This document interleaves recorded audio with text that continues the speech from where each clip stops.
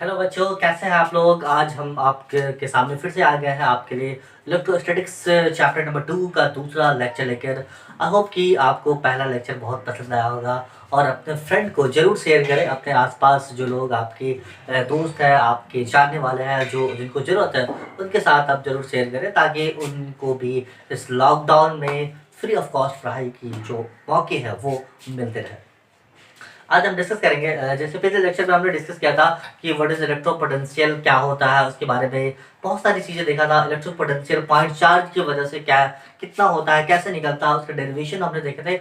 आज हम electric potential find करेंगे due to uniformly charge sphere, जो कि हॉलो चार्ज स्फीयर की वजह से कैसे हम फाइंड करते हैं। मैं हूं अनवर और आपका इस हमारे YouTube channel the physics club पे वेलकम है, स्वागत है।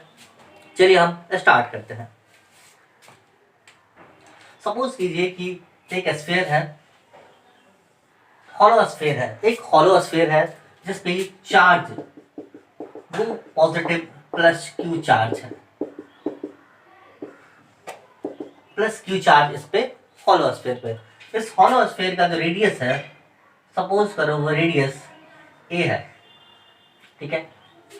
यहाँ पर रेडियस ए है, इससे आर डिस्टेंस पे इस सेंटर ओ से यहाँ पे कोई पॉइंट है पी। यहाँ पे हमें क्या फाइंड करना है, इलेक्ट्रिक पोटेंशियल फाइंड करना। आप चाहो तो ये इसको इधर शिफ्ट करके इसको उधर भी शिफ्ट कर सकते हो, कोई प्रॉब्लम नहीं है, ठीक है। इस पे देखो, अब हमने क्या बोला कि ये पॉइंट आउटसाइड, ये केस वन कंडीशन लिया। इसमें दो कंडीशंस होंगे। केस वन को हमने लिया, जो पॉइंट है at outside point. Outside point मतलब इस स्फीयर से बाहर वाला पॉइंट, तो R greater than A. First condition, ये फर्स्ट कंडीशन है। सेकंड कंडीशन क्या होगा, ये जो पॉइंट है पी पॉइंट, ये इनसाइड द स्फीयर, उस पे हम निकालेंगे क्योंकि स्फीयर के हॉलो स्फीयर है, पहले उस स्फीयर के बाहर। तो अभी हम सबसे पहले क्या जानते हैं कि इलेक्ट्रिक पोटेंशियल जब हमें फाइंड करना है तो उससे पहले हमें क्या निकालना है, electric intensity. Electric intensity eight point P. इस पी पॉइंट पे इलेक्ट्रिक इंटेंसिटी की वैल्यू कितनी होगी। देखिए हमको पता, पहले ही जब हम इलेक्ट्रोस्टैटिक्स पढ़े थे उसके फर्स्ट चैप्टर में हमने इसके बारे में डिस्कस किया था कि E इज इक्वल टू क्या होता है, Q by 4 pi E epsilon naught R square, electric intensity at a point P। Yes ना, electric intensity at a point P। अब देखिए हमें क्या फाइंड करना, इलेक्ट्रिक पोटेंशियल फाइंड करना। तो वी हैव क्या होता है, E is equal to minus dV by dr। जो इलेक्ट्रोस्टैटिक पोटेंशियल और इलेक्ट्रिक फील्ड इंटेंसिटी में जो रिलेशन है वो क्या है, E is equal to minus dV by dr। अगर इसको हम ढंग से सॉल्व करें तो dV is equal to minus E dot dr, correct है। बोथ इंटीग्रेशन बोथ साइड करेंगे। इंटीग्रेशन अगर हमने लगा दिया इधर बोथ साइड तो क्या हो जाएगा, V is equal to integration minus E dr। ये v की वैल्यू निकल गई। v is equal to minus integration E D R, है ना।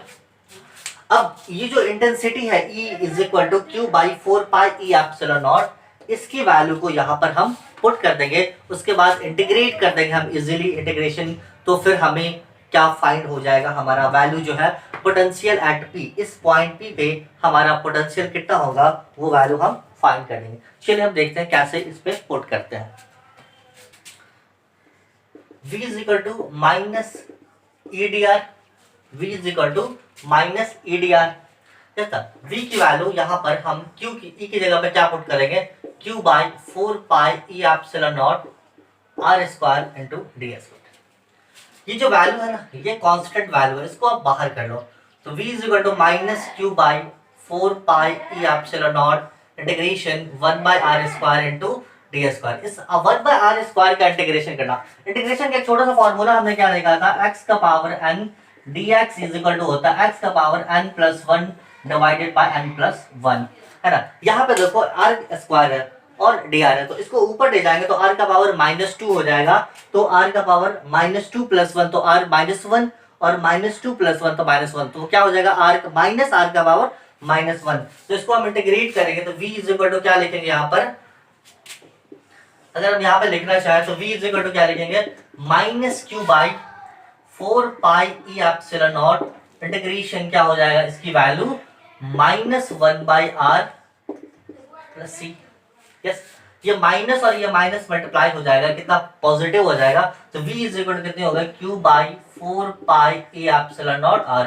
ये आपकी पोटेंशियल की वैल्यू हो गई एट ए आउटसाइड पॉइंट, है ना। इस स्फेरिकल सेल, जो हॉलो स्फेरिकल सेल है, इसके बाहर जितनी पॉइंट होती है, उस पॉइंट बाहर जो हमने अभी देखा डायग्राम में पहले, इस बाहर पी पॉइंट पे पोटेंशियल की वैल्यू इतनी हो गई, ठीक है, इस outside the point. Second case में क्या बोलता है, सेकंड केस में इसने बोला कि inside the point, hollow sphere है, ठीक है, किसी हॉलो स्फीयर के अंदर में, इसके अंदर में पोटेंशियल कितनी होगी। तो फर्स्ट कंडीशन जैसे हम लोग इलेक्ट्रिक फील्ड निकाल देते हैं कि आउटसाइड पॉइंट दे देते हैं, फिर इनसाइड पॉइंट है, दोनों जगह कंपेयर करके फिर हम दोनों जगह वैल्यू फाइंड करते थे इलेक्ट्रिक इंटेंसिटी की। सेम एज इट इज यहाँ पर भी इलेक्ट्रिक पोटेंशियल की वैल्यू फर्स्ट कंडीशन में हमने क्या देखा, एट आउटसाइड पॉइंट जो r है वो ग्रेटर देन है radius, a is the radius of hollow charge sphere.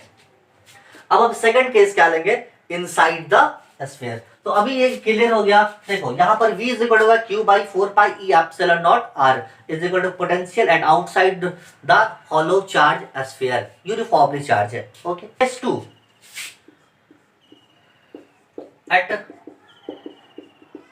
Inside point, मतलब r less than a। Inside point क्या, मान लीजिए सेम स्फीयर फिर से मैंने बना दिया,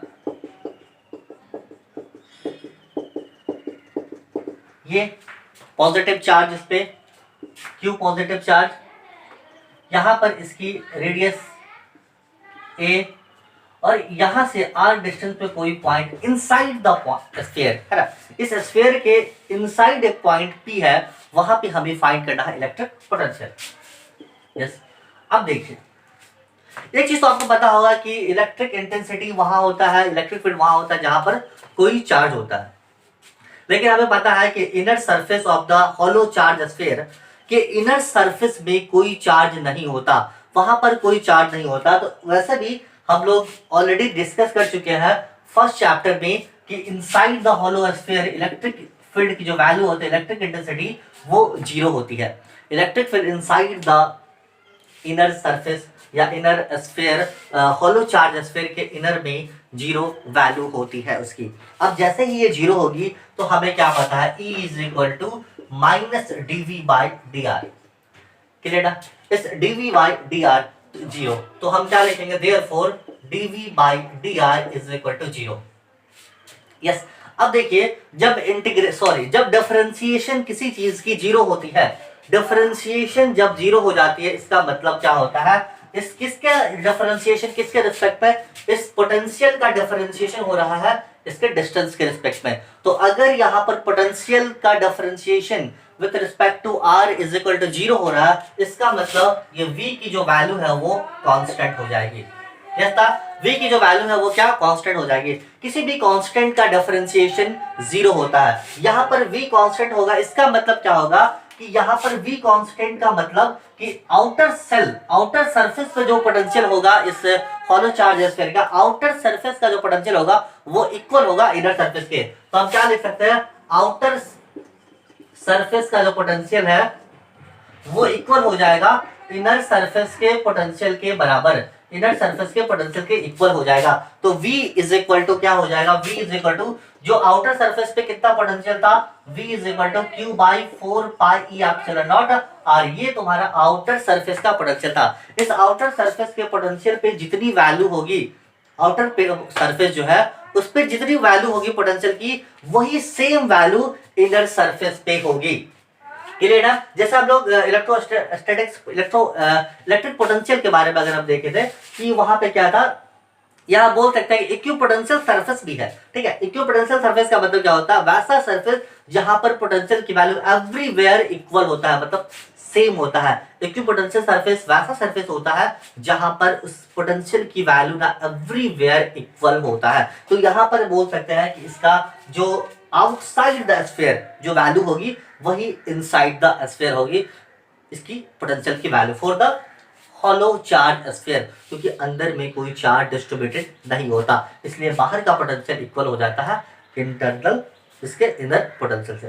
तो दोस्तों आज का वीडियो कैसा लगा आपको? आप प्लीज़ इस वीडियो को देखें तो लाइक करें, कमेंट ज़रूर करें, अपना सजेशन, अपना क्वेश्चन, अपना जो सवाल आपके मन में जो डाउट्स है इससे रिलेटेड, इस वीडियो से रिलेटेड आप उस कमेंट सेक्शन में हमें कमेंट करके बता सकते हैं। और आपको और भी क्या नई-नई कौन से चैप्टर आपको पहले अच्छा लगता है, तो हम ऑनलाइन जो है यूट्यूब पे लाइव क्लासेस आपके लिए लाएँगे, वो भी चैप्टर आप हमें यहाँ पे कमेंट करके बता सकते हैं। तब तक के लिए thank you and have a good day.